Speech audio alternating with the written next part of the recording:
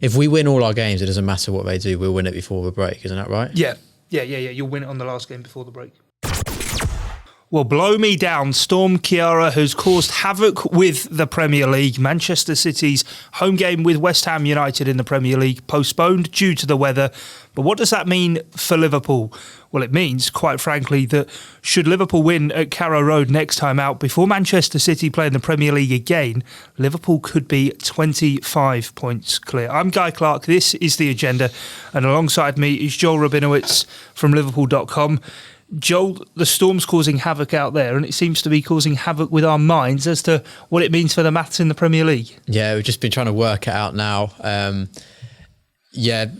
So City not playing today. It's unclear when that game against West Ham is going to be rescheduled to. My worry is that it will get pushed back to basically push Liverpool's earliest chance of winning the league back.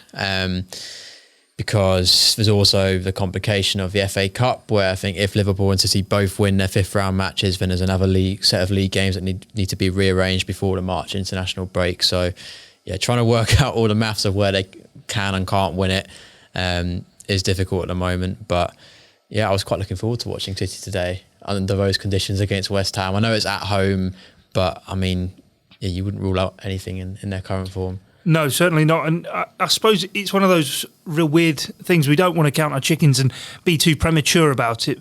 But Liverpool, for all intents and purposes, are going to win this Premier League title. The earliest it's ever been decided is 14th of April 2001, Manchester United winning it that year.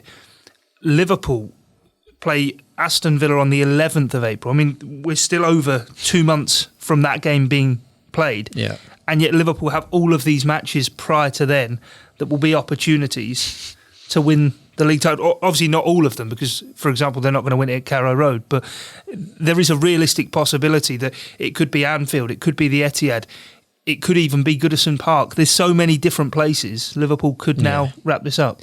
It's not a conversation I thought we'd be having if you asked me back in August. I think me and most Liverpool fans probably would have imagined winning the league as being some sort of dramatic last day of the season, like a big moment or a certain goal, Origi scoring a header with 5 minutes to go or something, going right down to the wire, because it was just almost impossible to see a scenario where at least one team would pull away from the other to the extent that you're sort of counting how many games before the end of the season they can win it. So it is pretty much inconceivable at the start of the season, but we are where we are. There's also, I think there's also logical benefits to wanting to win it as early as possible, other than the fact that we're all desperate and been waiting our entire lives for this moment. The sooner Liverpool do get it wrapped up, if they can get past Atletico and get past their next FA Cup game against Chelsea, then you can start to sort of make decisions where you're not going to be playing second string teams in the league, but you can rest one or two bodies here or there and then sort of try and go all in on winning the other two trophies as well. It's interesting that, because as you say, like, the priority for Liverpool fans always going into every season is the league campaign. It's about winning that league title. 30 years on from the last time, that's going to be put to bed this time. But now the opportunity comes, whether it be looking at other competitions, as you're sort of saying, the Champions League, or whether we obviously saw the news that Adam Lallana is going to leave the club in the summer. It's then a chance for someone like Curtis Jones to then be given more and more opportunity. That's something I'd really like to see before the end of the season. I think he probably will play the FA Cup game against Chelsea. I know as fixtures come in that competition, that's a pretty hard one at Stamford Bridge, but I think Klopp will feel a certain loyalty to players like Jones, he's probably been the standout player for us in the FA Cup so far. What will be fascinating is, once the league is kind of mathematically certain, what the strategy is. Because if Liverpool are still unbeaten by the time they get to the point where they've got the title done, then there's this kind of conundrum of, do you ease off slightly in the league and kind of rest one or two players here or there, and go all in on the Champions League and the FA Cup and try and do it would be a treble in terms of 3 big trophies, but I think if you've won the 2 that we've already got this season, you can call it a quintuple, I think, by that point, which would be unbelievable. That's never been done by Liverpool before. I don't know if any English club has won 5 trophies in a season, but Liverpool certainly haven't, or at least not in my lifetime. That would be unbelievable. But then they also have quite a realistic chance of not only going the season unbeaten and becoming the new Invincibles, but also smashing City's points record. And if you got to a situation where you beat City's points record and finished on, say, 106, 107 points, went the whole season unbeaten, then you get to probably indisputably say you're the best team in English top flight history, and one of the best teams football's ever seen, quite frankly, which, it's a difficult one because obviously I think most people would agree trophies probably trump records, but then there will be other treble winning teams. There's been treble winning teams in the past. If Liverpool finished on 108, 109 points, that probably would never be matched again. Yeah, no, you look at the maths over the last 38 games, I think it's 108 points Liverpool the rolling accumulated, average, over the last 38 league fixtures, which, as you say, if that's then carried on through the rest of this season, to make it 108 points over a season would be unbelievable. You've got, obviously, in the modern era, the three great English sides that are looked at in terms of Manchester United's treble winners of 99, Arsenal's Invincibles of 2004, and then Manchester City's Centurions in 2018. Yeah. And Liverpool, as you're saying there, conceivably can do all three in 1 year, which I have to say completely blows my mind. Yeah, it is mind-blowing. And I think that there are still tough games. I mean, everyone's looking towards that Etihad one. That is the real one. If they come out the other side of that, even with a draw, it's really hard to see them not going the whole way unbeaten. But yeah, I mean, I think if they were going to lose by now, I mean, the run that they've just come out of, coming back, I always look coming back from the Club World Cup. I had that Leicester game on Boxing Day circled ages in advance. I'm thinking if we come out of there with a point, that'll be absolutely brilliant. To go there and win, and then the run that happened after that, there's so many games that everyone was talking up as banana skins. Even Wolves at home, Wolves away, Tottenham away, with Mourinho, Man U coming to Anfield looking to sort of be the ones to stop the run. Even Southampton at the form they're on, there's loads of games that you couldn't take anything for granted going into, and to come out of that run and the fixtures that we've just said Liverpool have got coming up. Again, you don't want to take anything for granted, and this team and this manager won't, but it's becoming increasingly difficult to see where they do sort of hit a bump. It's not even a case of losing a game. It's even drawing and dropping points, because you look at the team, you look at the fixtures. I have to say, I'd looked at the Tottenham away game and thought, Mourinho, he's going to be out to spoil the party, and whether that even be just getting a draw from a game. But they don't do draws, they just do wins. No. And just sort of keep going. There's been a few recently where I've almost got to a point in the game where Liverpool is so far ahead that a draw would actually be fine. For example, that game at Molineux against Wolves, that was probably the most on the ropes they've been for a sustained period this season. Once Wolves got that equaliser in the second half and the momentum was with them, and you're thinking, we just need to get out of here with the unbeaten record still intact. So to actually fight back and actually get the winner was just incredible in that scenario. And like you said, I think Everton away is going to be the hardest one in this next stretch before that March international break.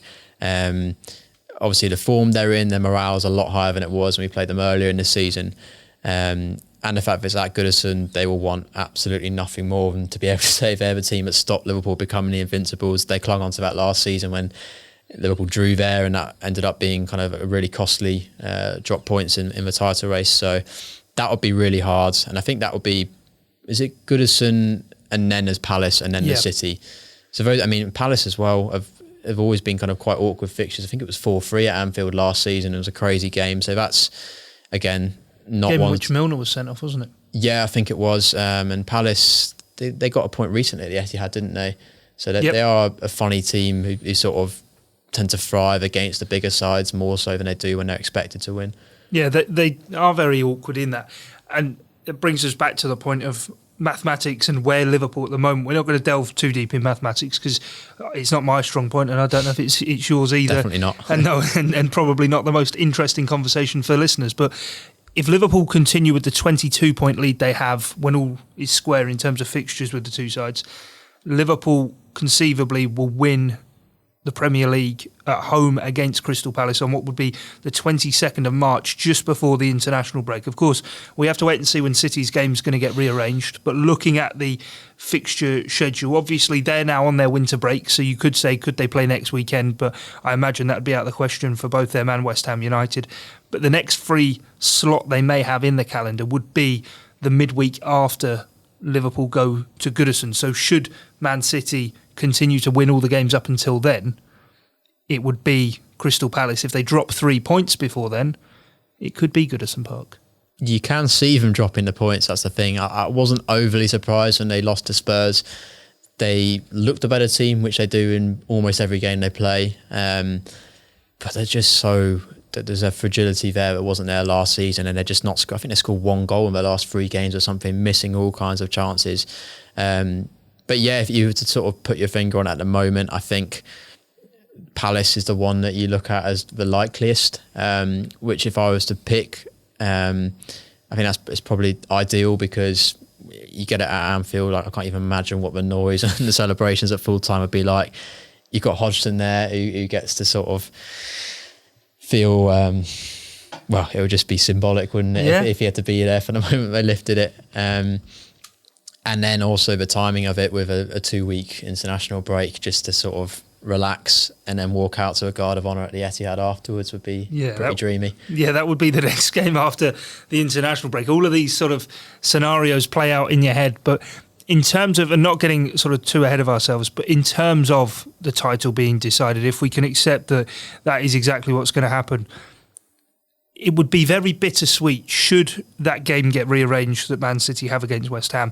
If Liverpool were to win at Everton and then City were to drop points, if that were then the game they had and drop points in midweek against West Ham United, that Liverpool don't win it when they play. I think that's the one thing we sort of get to now, where you start thinking, oh, they can win it here, they can win it there.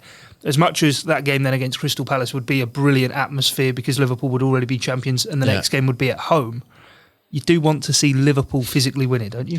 It would be nice to have a moment that in however many years' time we look back on and say that game or that goal, that player confirmed it. That would be really nice. I think we're being very picky here, sort of saying, oh, we don't want us to win it when Liverpool are not playing. I mean, imagining the scenario where you're in the pub watching Man City play and they're drawing against whoever, and you can get to count down the clock, and once it blows full time, it's over. And then Liverpool's next home game, they get to walk out as champions at Anfield. I think that's not a bad scenario either.